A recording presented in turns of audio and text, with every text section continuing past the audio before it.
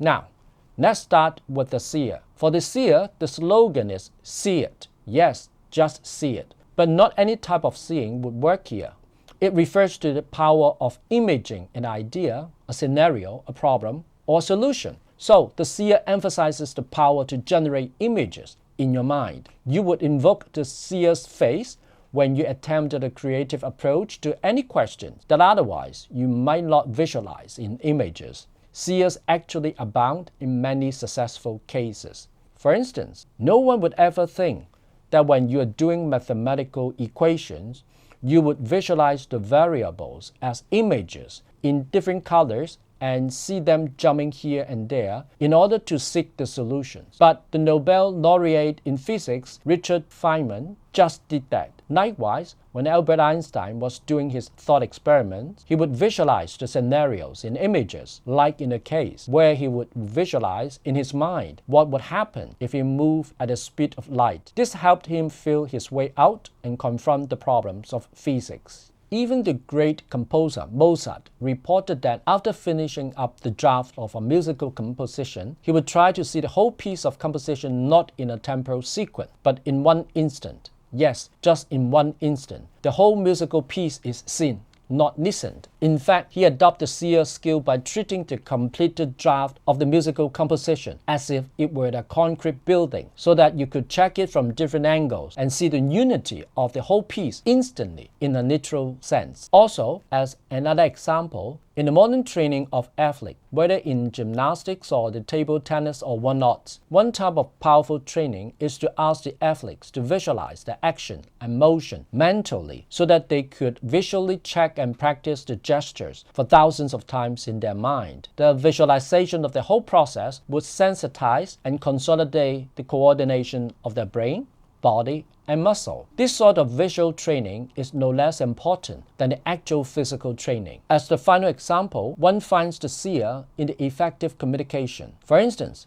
a speaker may tell a story in visual details and then ask the audience to join the visualization so that they could share with the speaker the vision for the future. Many successful speakers are actually outstanding seers as well. To conclude, there are three types of applications of the seer skills. First is the visual manipulation of ideas that would otherwise be abstract or intangible. Second, it's the visualization of different monitoring processes through images. Finally, it concerns the construction of a vision for the future. For the last application, it can be found in the effective communication of many political and corporate leaders. The second phase is the observer.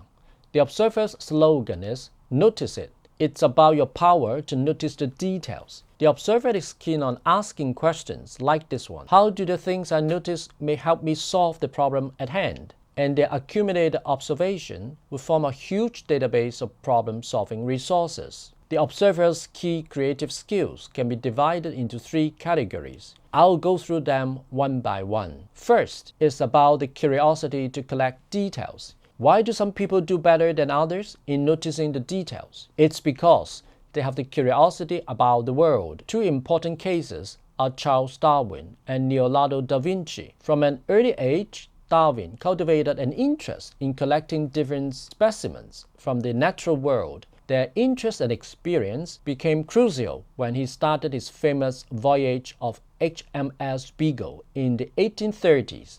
During the voyage, he collected a lot of specimens from the natural habitats he visited. On the Galapagos Islands, for instance, he noticed the differences of a variety of mockingbirds that spread over different small islands. He also observed the minute differences of the beaks of a type of small bird called the finch. Nowadays, it's believed that Darwin's observation on the Galapagos Islands had inspired him to discover the revolutionary theory of evolution. Likewise, Da Vinci had numerous notebooks to keep track of his observation. Over 7,000 pages from his notebooks still survive today. There is a story about his famous painting of the Last Supper.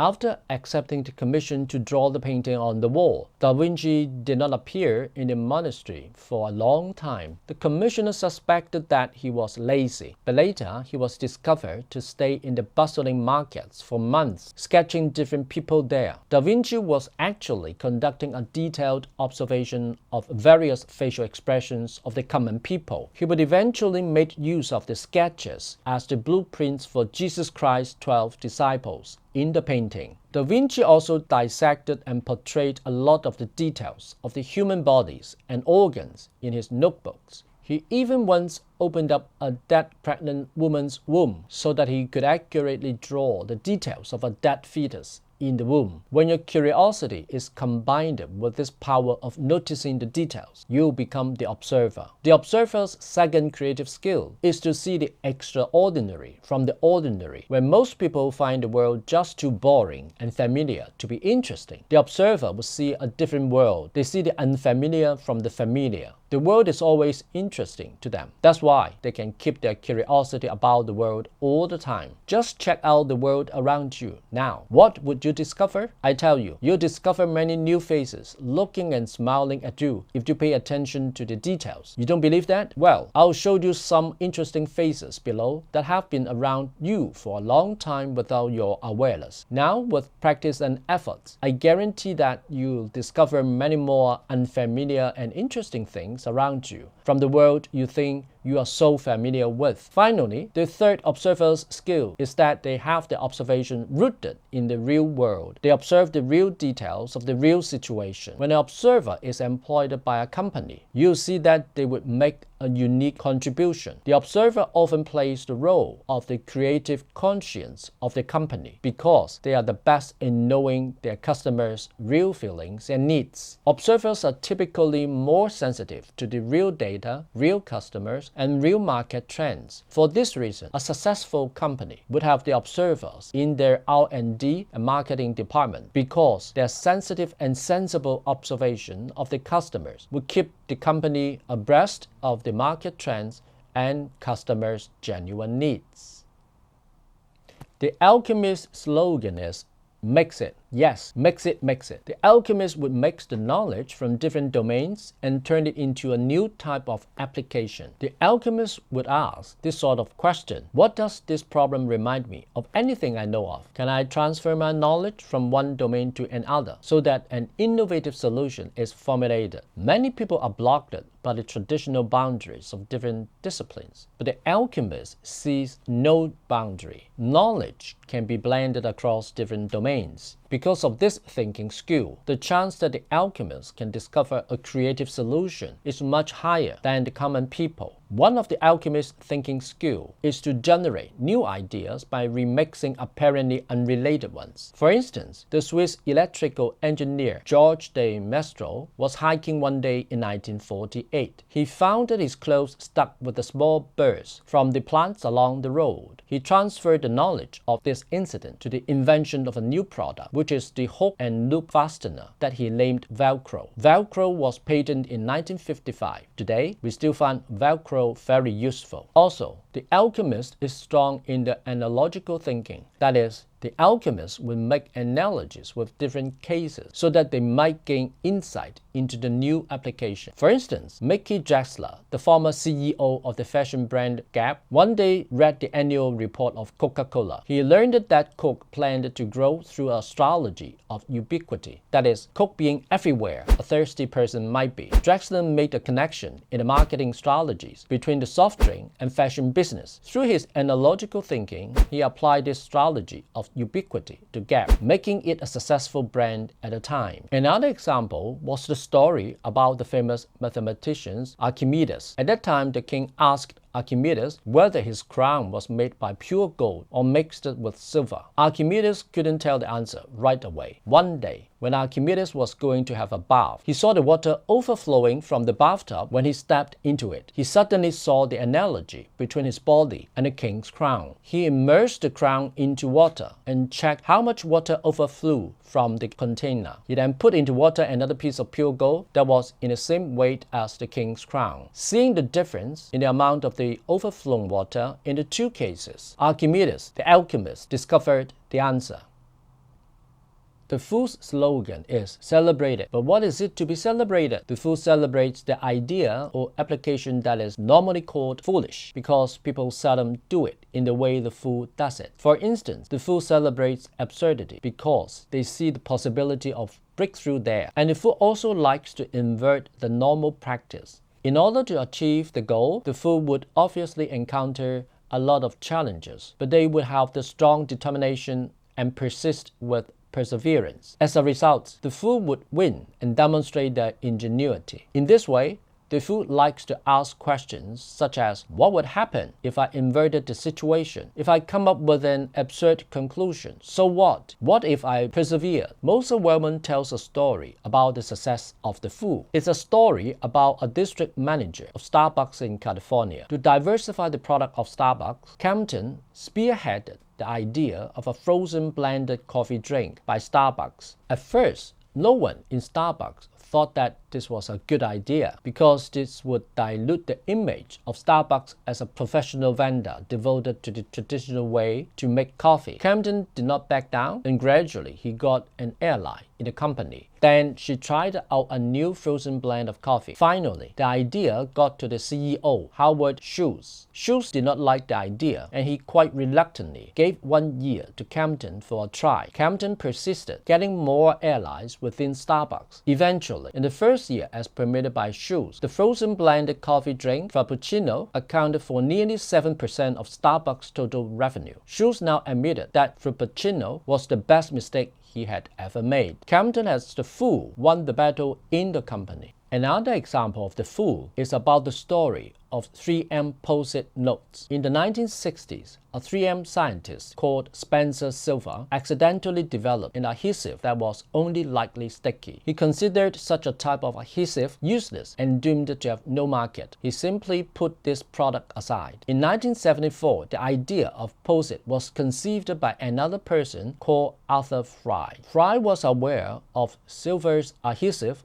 and he tried to persuade 3M to make use of the lightly sticky adhesive for his idea of Post-it. Initially, 3M was highly skeptical about this idea. 3M believed that when a customer looked for any adhesive product, they for sure preferred the sticky one. It would look stupid for 3M to sell the adhesive product that was not sticky enough. However, Fry persisted with perseverance. Post-it was introduced to the international world in the 1980s. Now it's a very popular product used by people around the world. What was once considered as a useless adhesive and a stupid product was turned by the food into an internationally renowned product. The final case is about the food's inversion skill. In the 1990s, popular talk shows in the US mostly focused on the problems of human relationships, such as dishonest husbands, cheating wives, divorce problems, friends poaching friends, partners, etc. This topic easily captured the audience's interest because people were curious about the dark sides of humanity. However, against this trend, there was a new approach in the talk show business. In the new talk show, the host did not focus on the dirty and terrible problems of humanity. Instead, the host inverted the direction of the talk show. She aimed at the positive energy, self-help skills, and the spiritual side of human nature, so that the audience got encouragement and hope. The host was nowadays one of the most successful hosts, Oprah Winfrey. Winfrey adopted the food's inversion method in the talk show business. The success and respect she has gained as a talk show host is arguably the highest in the business.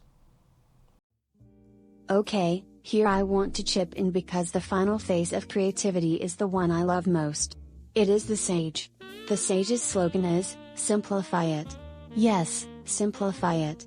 This phase is about your power to simplify.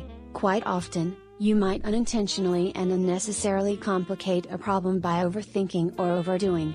The sage's creativity is to demonstrate the power of elegance and the very principle, that less is more and better.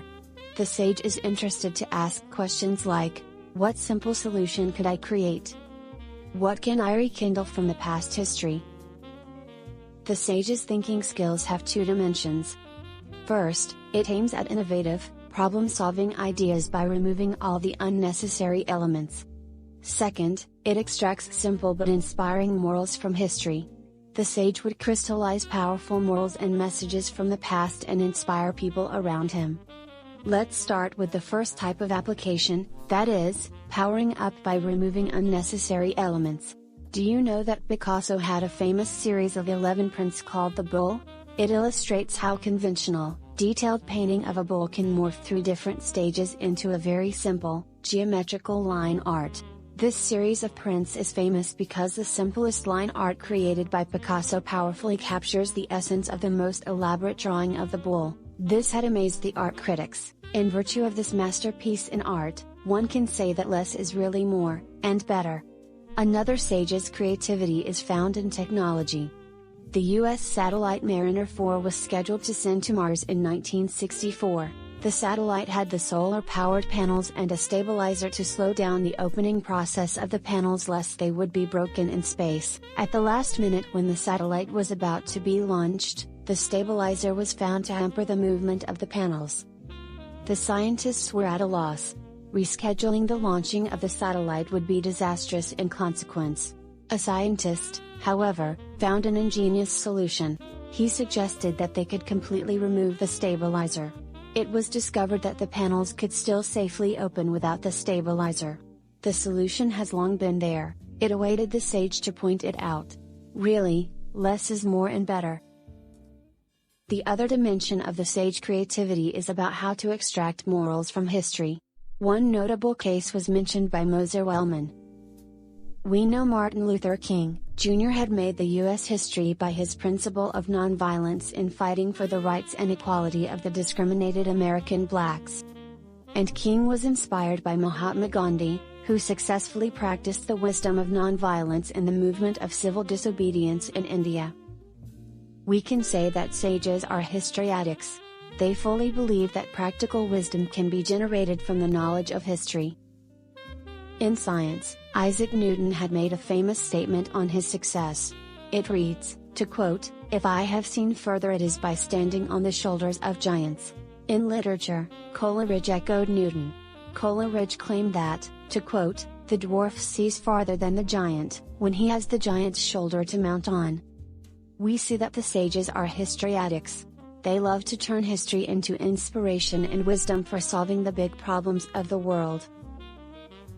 We have by now discussed all the 5 faces. Notice that the 5 faces do not exclude each other.